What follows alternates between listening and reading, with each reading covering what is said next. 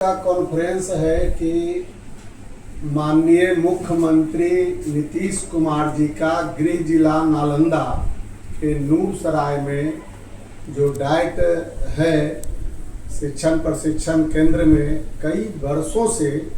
वहाँ यौन शोषण का मामला चल रहा है और इस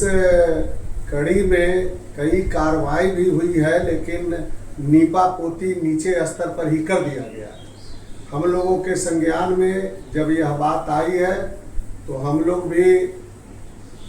एनसीईआरटी के डायरेक्टर साहब से मिलकर करके ज्ञापन दिया, नालंदा जिला के जिलाधिकारी और एसपी साहब को ज्ञापन दिया है और कार्रवाई की मांग किया है। तो आज हम लोग यह प्रेस कॉन्फ्रेंस इसलिए किया कि हम मांग करते हैं कि एसआईटी का गठन कर जांच कराया जाए और जो दोषी है उस पर उचित कानूनी कार्रवाई किया जाए। यह जस्ट लाइक मुजफ्फरपुर बाल गृह में जो यौन उत्पीड़न का मामला हुआ था, जो देश और दुनिया में प्रचलित हुआ, जस्ट लाइक वही यह मामला है। और इस पर जो स्पष्टीकरण प्राचार्य के द्वारा किया गया, राहुल कुमार के द्वारा स्पष्टीकरण दिया गया है,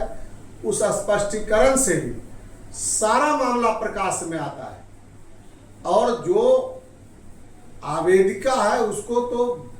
डांट फटकार कर करके कई तरह से दबाव डाल कर करके और मामला को चुप कराने का, मामला को नीपापोती करने का लगातार प्रयास किया जा रहा है। 2 साल पहले भी एक बच्ची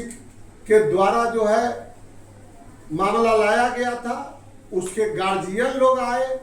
उसको भी प्राचार्य के द्वारा जो है यह कह कर करके पोलाइटली ढंग से कि लड़की के इज्जत का सवाल है, आप इसको प्रकाश में लाइएगा, आपका लड़की का फिर शादी नहीं होगा वगैरह वगैरह कर करके डरा धमका कर करके मामला को निपापोती किया गया। तो यह एक जघन्य अपराध है और हम लोग मांग करते हैं कि एसआईटी का गठन किया जाए, दोषी पर उचित कानूनी कार्रवाई किया जाए, तत्काल प्राचार्य को और राहुल कुमार को दोनों पर एफआईआर किया जाए, इसको से पद मुक्त किया जाए। यह हमारी कार्रवाई की मांग है और अगर उचित कानूनी कार्रवाई जल्द नहीं होता है तो हम इसके विरुद्ध जो है धरना प्रदर्शन करेंगे, आंदोलन करेंगे। कुमार विंदेश्वर सिंह, राष्ट्रीय संयोजक, अखिल भारतीय अति पिछड़ा अधिकार मंच। कोई छात्रावास में छात्रा हो या कोई वहाँ के प्रशासनिक, कहाँ से सूचना आपको कहाँ से मिला हो इस तरह के वहाँ पर घटना हो रही है? हमारे को सूचना जो है वहाँ के स्टाफ से मिला है,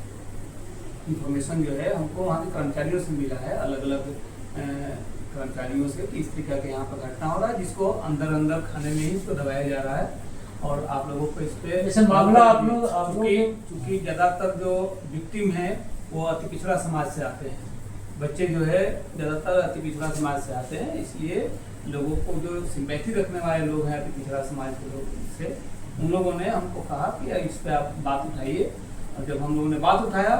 तो सब कुछ अपने आप जो है सब वो पिक्चर में आने लगा चीज़ें। और जब आप डॉक्यूमेंट को आप खंगालिएगा, पढ़िएगा, तो आपको साफ दिखेगा कि ये बहुत बड़ा, जैसा कि विंदेश्वर जी ने कहा कि बहुत बड़ा ये घटना है, पूरे बिहार के लिए नहीं, पूरे प्राचार्य से भेंट किए थे? नहीं, प्राचार्य से हमने भेंट नहीं किया है, क्योंकि प्राचार्य जो है पिछले 2 साल से ये घटना चल रही है, उनके सब कुछ संज्ञान में है, उन्होंने